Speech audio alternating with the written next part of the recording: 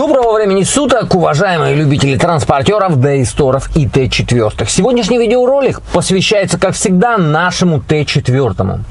Суть в следующем. У меня в автомобиле на двигателе 1.9 появился стук. Ни один из сервисов, никто не может мне диагностировать, откуда именно этот стук появился.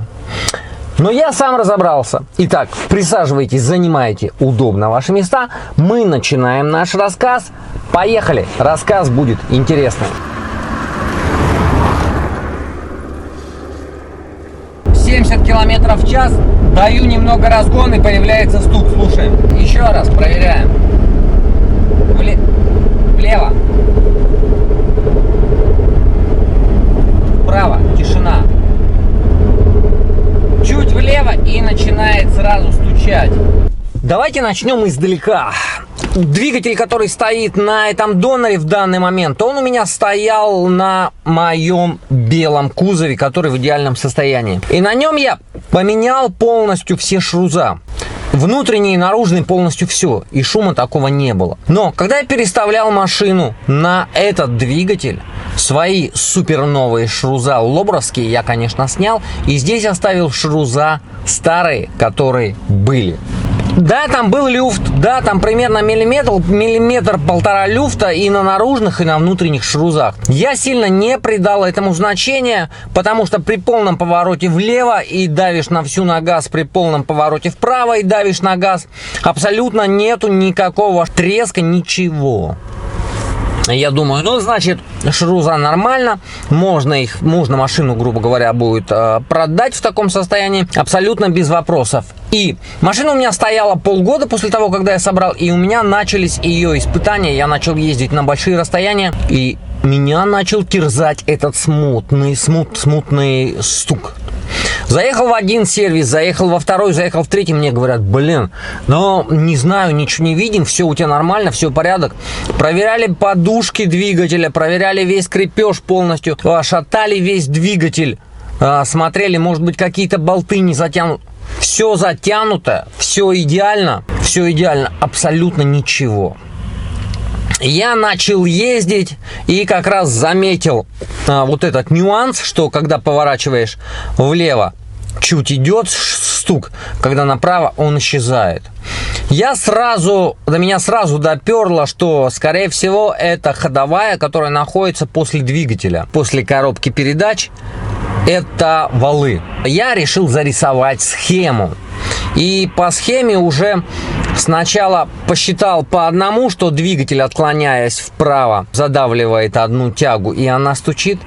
Но посадил еще одного знакомого, Иван такой есть, Иван, который занимается тоже ремонтом у картингистов. И он говорит, слушай, да, ты все правильно говоришь, что двигатель наклоняется вправо-влево, но, он говорит, скорее всего, шум идет с той части, которая более ослабленная. То есть двигатель, если давит на одну тягу, он говорит, скорее всего, вторая начинает, потому что она освобождается, и она передает меньше нагрузки, меньше крутящий момент, и она начинает вибрировать в посадочных разбитых местах. Давайте с вами разберем схему схематически, да? У нас колесо правое, колесо левое,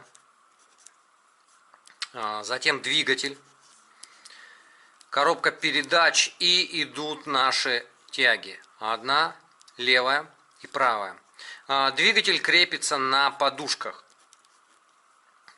Кузов обрисовываем примерно, да?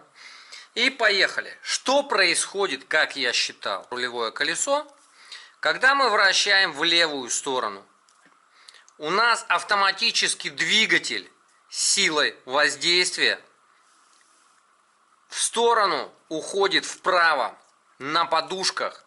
Буквально на 1 сантиметр, это точно относительно кузова есть передвижение. И получается, что правая ось, она у нас поджимается, то есть двигатель, передвигаясь вправо, он зажимает правую ось. Но, как мы знаем, что во внутренних шлюзах есть ход порядка 3 сантиметров, поэтому это никак не сказывается. Что происходит с левой тягой?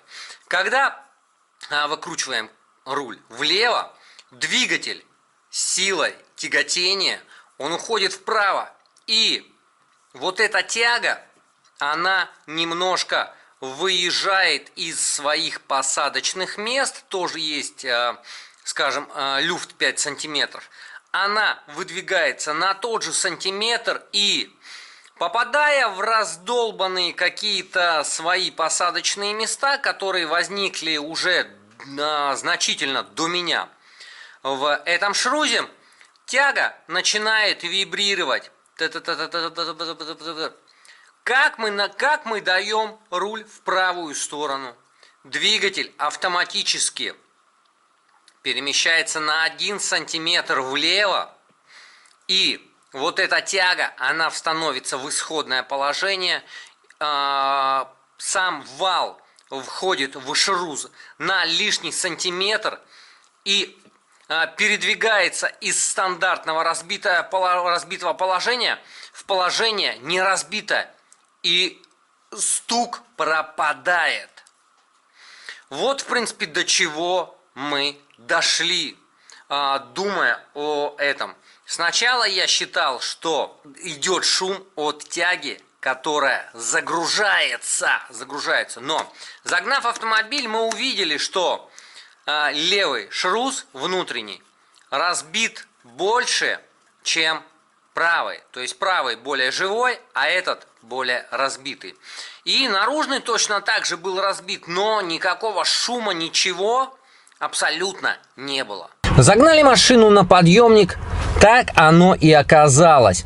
С левой стороны шрузы на машине оказались более разбитые, внутренние шрузы, чем с правой стороны.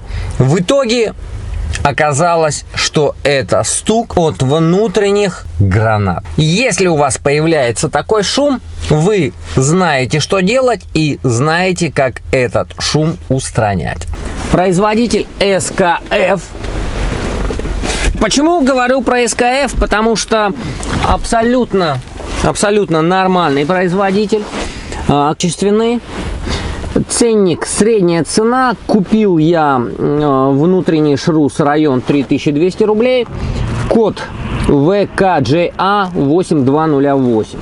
И точно так же купил себе наружный шрuz. Наружный шрuz у меня стоит с датчиками ABS. Ценник 4260.